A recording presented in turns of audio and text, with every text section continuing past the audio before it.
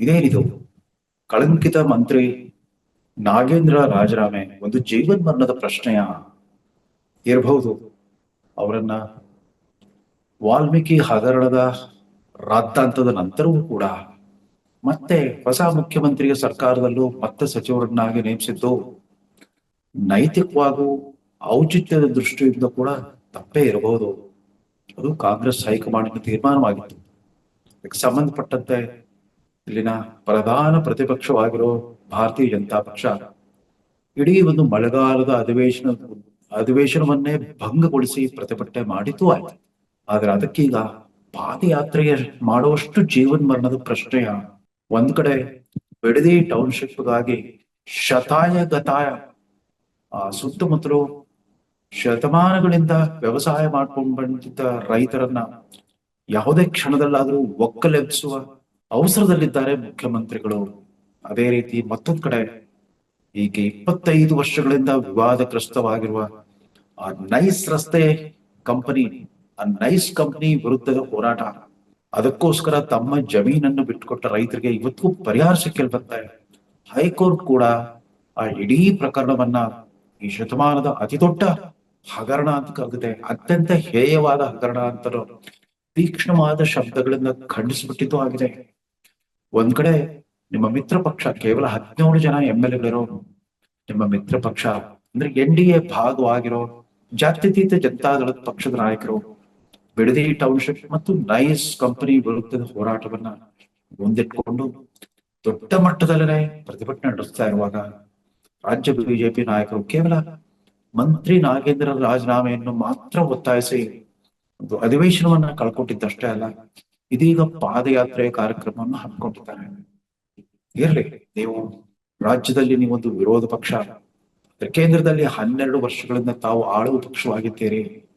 ತಮಗೆ ಈಗ 6 ವರ್ಷಗಳಾಗ್ತಾ ಬಂದ್ರು ಕೂಡ ಅಂದ್ರೆ ನೀವು ಅಧಿಕಾರದಲ್ಲಿದ್ದ 3 ವರ್ಷ 2019ರಿಂದ 2023ರವರೆಗೆ ಪ್ರಧಾನಮಂತ್ರಿ ನರೇಂದ್ರ ಮೋದಿ ಅವರ ಅಚ್ಚುಮೆಚ್ಚಿನ ರಾಷ್ಟ್ರೀಯ ಶಿಕ್ಷಣ ನೀತಿ NEP ನ್ಯಾಷನಲ್ ಎಜುಕೇಶನ್ ಪಾಲಿಸಿ ಅದನ್ನು ನೀವೇ ಅನುಷ್ಠಾನ ಮಾಡಿದ್ರಿ.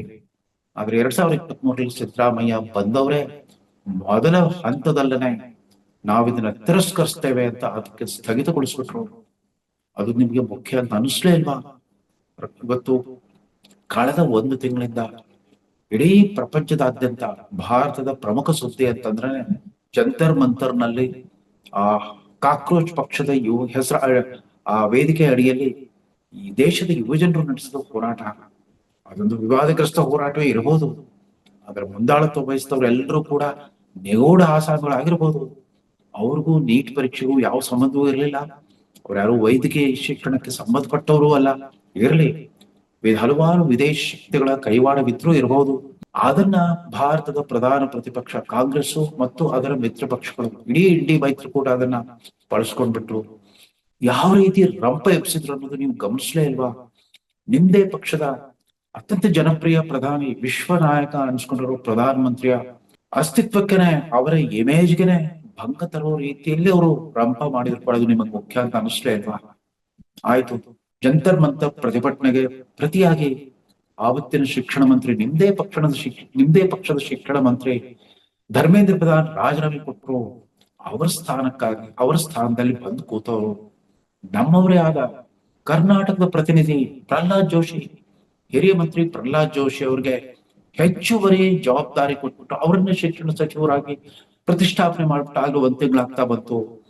ಆದ್ರೂ ಕೂಡ ಕರ್ನಾಟಕದ ಬಿಜೆಪಿ ನಾಯಕರಿಗೆ ಇಲ್ಲಿನ ಕಾಂಗ್ರೆಸ್ ಪಕ್ಷದ ಮೂಗಿಡಿದು ಅಥವಾ ಕಿವಿ ಹಿಂಡ್ಬಿಟ್ಟು ಕೇಳಲಿಕ್ಕೆ ಆಗ್ಲೇ ಇಲ್ವಾ? ಇದೀಗ ನೋಡಿ, ಪ್ರಾಥಮಿಕ ಮತ್ತು ಪ್ರೌಢ ಶಿಕ್ಷಣ ಸಚಿವರು ಮಧು ಬಂಗಾರಪ್ಪ ಹಿಂದಿನ ಸರ್ಕಾರದಲ್ಲದ್ದು ಈಗಲೂ ಅವರೇ ಮುಂದುವರೆದಿದ್ದಾರೆ ಅದೇ ಖಾತೆಯಲ್ಲಿ.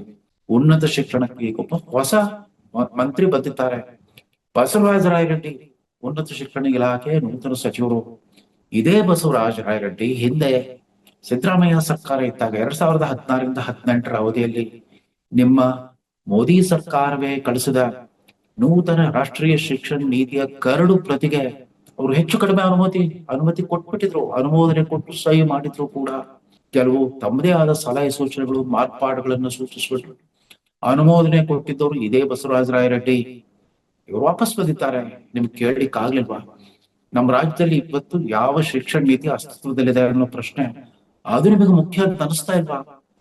ಕೇವಲ ದಿಲ್ಲಿಯಲ್ಲಿ ನಡೆದ ಜಂತರ್ ಮಂತರ್ ಮಾತ್ರವಲ್ಲ, ಬಿಹಾರ್ ರಾಜ್ಯದಲ್ಲೂ ದೊಡ್ಡ ಕ್ಷೋಭೆ ಎದ್ದಿದೆ, ಯುವಜನರ ಹೋರಾಟಗಳು ನಡೀತಾ ಇದೆ.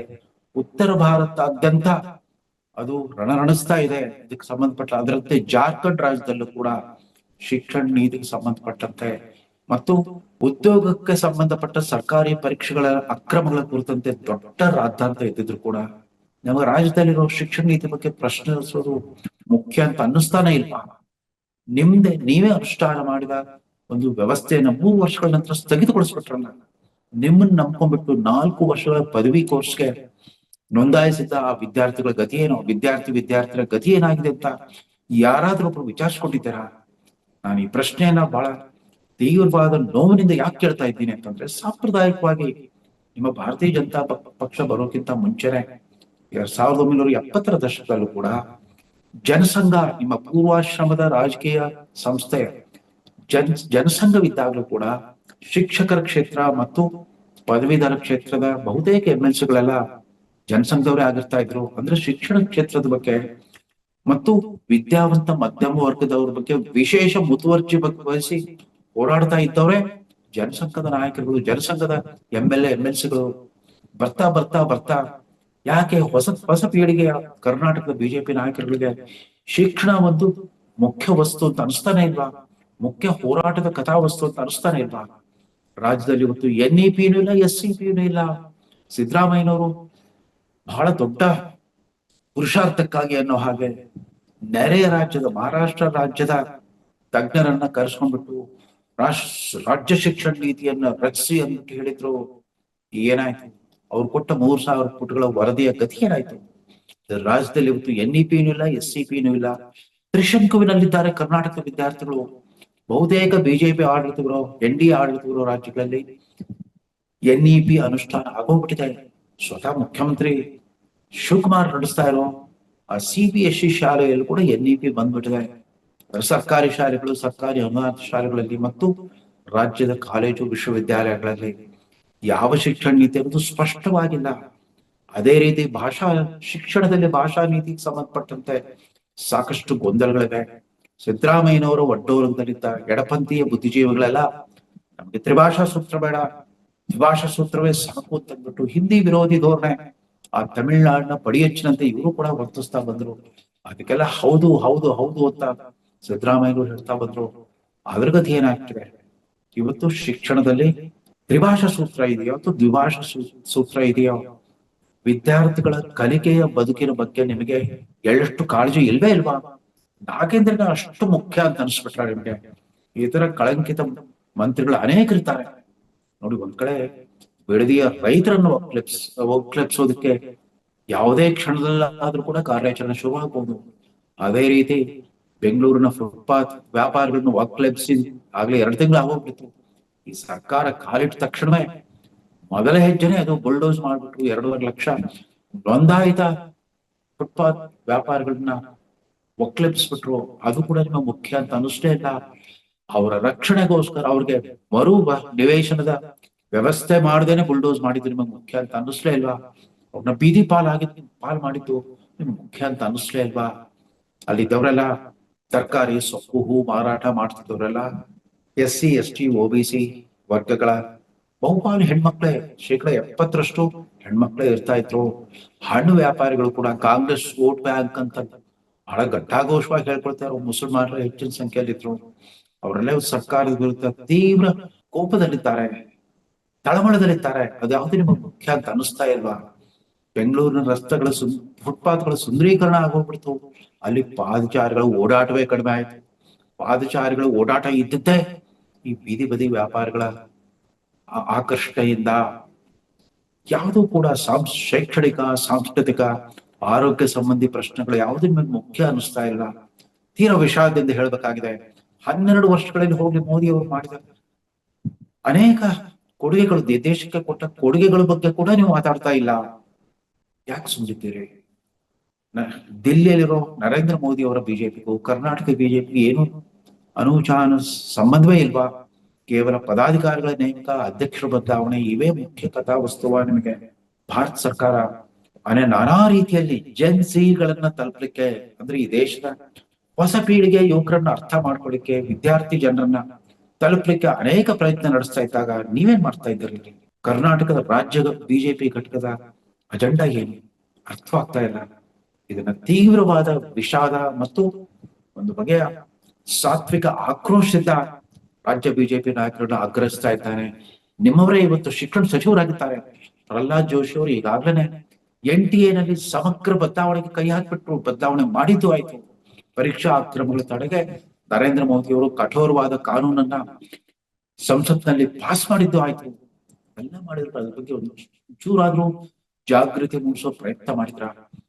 ವಿರೋಧ ಪಕ್ಷಗಳ ಬುದ್ಧಿಪೂರ್ವಕ ಆಕ್ಷೇಪಗಳು ಏನೇ ಇರಲಿ, ಕೆಲವು ದಿಮಾಗಿ ನಕ್ಸಲರ ದಿನನಿತ್ಯದ ತಂಟೆ ತಕರಾರುಗಳು ಏನೇ ಇರಲಿ, ರಾಜ್ಯದಲ್ಲಿ SIR ಪ್ರಕ್ರಿಯೆ ಕೂಡ ಸುಸೂತ್ರವಾಗಿ ಮುಗಿದೋಗ್ಬಿಟ್ಟಿದೆ.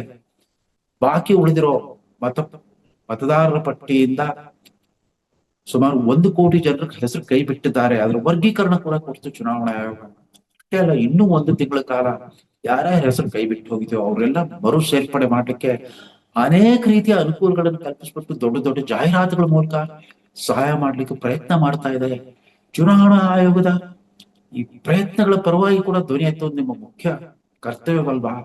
ನಿಮ್ಮ ಕೇಂದ್ರ ಸರ್ಕಾರವನ್ನ ಪ್ರತಿಯೊಂದಕ್ಕೂ ದೂಷಿಸ್ತಾ ಇರೋ ಇಲ್ಲಿನ ಆಳು ಪಕ್ಷದ ವಿರುದ್ಧ ನೀವು ಯಾವ್ಯಾವ ವಿಷಯಗಳನ್ನ ಎತ್ಕೊಬಿಟ್ಟು, ಯಾವ ಕಾರ್ಯಸೂಚಿಯನ್ನು ಇಟ್ಕೊಬಿಟ್ಟು ಹೋರಾಡಬೇಕಾಗಿತ್ತು? ಅದ್ರ ಬಗ್ಗೆ ಕಿಂಚಿತ್ತು ಅರಿವಿಲ್ವಾ? ಇದನ್ನ ನಾನು ವಿರೋಧ ಪಕ್ಷದ ನಾಯಕರಾದ ಅಶೋಕ್ ಆಗ್ಲಿ, ಚಲವಾದಿ ನಾರಾಯಣ ಸ್ವಾಮಿ ಅವರಾಗ್ಲಿ, ರಾಜ್ಯಾಧ್ಯಕ್ಷ ವಿಜೇಂದ್ರ ಅವರಾಗ್ಲಿ, ಎಲ್ಲರನ್ನು ಕುರಿತೇ ಕೇಳ್ತಾ ಇದ್ದಾರೆ. ದಯಮಾಡಿ ನಿಮ್ಮ ಹೋರಾಟದ ಸ್ವರೂಪವನ್ನ, ನಿಮ್ಮ ಆದ್ಯತೆಗಳನ್ನ ಮತ್ತೊಮ್ಮೆ ಮರುಪರಿಶೀಲನೆ ಮಾಡಿ, ಪರಾಮರ್ಶೆ ಮಾಡ್ಕೊಳ್ಳಿ, ಆತ್ಮಾವಲೋಕನ ಮಾಡ್ಕೊಳ್ಳಿ. ನಿಮ್ಮ ದೈಹಿಕ ಮತ್ತು ವೈಚಾರಿಕ ಪರಿಶ್ರಮ ವ್ಯರ್ಥವಾಗದೇ ಇರಲಿ. ಕೇಂದ್ರ ಸರ್ಕಾರದಲ್ಲಿ ತಾವು ಆಳುವ ಪಕ್ಷವಾಗಿದ್ದೀರಿ, ರಾಜ್ಯದಲ್ಲಿ ತಾವು ವಿರೋಧ ಪಕ್ಷವಾಗಿದ್ದೀರಿ ಅನ್ನೋದನ್ನ ಮರಿದೇನೆ ಹೊಸ ತಂತ್ರಗಾರಿಕೆಯನ್ನು ಅನುಸರಿಸಿ ಇಲ್ಲದೆ ಇದ್ರೆ DK ಶಿವಕುಮಾರ್ ಅವರ ಬುಲ್ಡೋಸರ್ಗಳು ವಿರೋಧ ಪಕ್ಷಗಳನ್ನು ಕೂಡ ನಿರ್ನಾಮ ಮಾಡಿಬಿಡುವ ಸಾಧ್ಯತೆ ಇದೆ. 2028ರ ವಿಧಾನಸಭಾ ಚುನಾವಣೆ ಅಷ್ಟೊತ್ತಿಗೆ ವಿರೋಧ ಪಕ್ಷಗಳ ಮೇಲೆ ಬುಲ್ಡೋಸರ್ ಓಡಿಸೋ ಅಪಾಯ ಕಾದಿದೆ ಅಂತ ಎಚ್ಚರಿಸ್ತಾ ಈ ಸಂಚಿಕೆ ಮುಗಿಸ್ತಾ ಇದ್ದಾನೆ. ನಮಸ್ಕಾರ.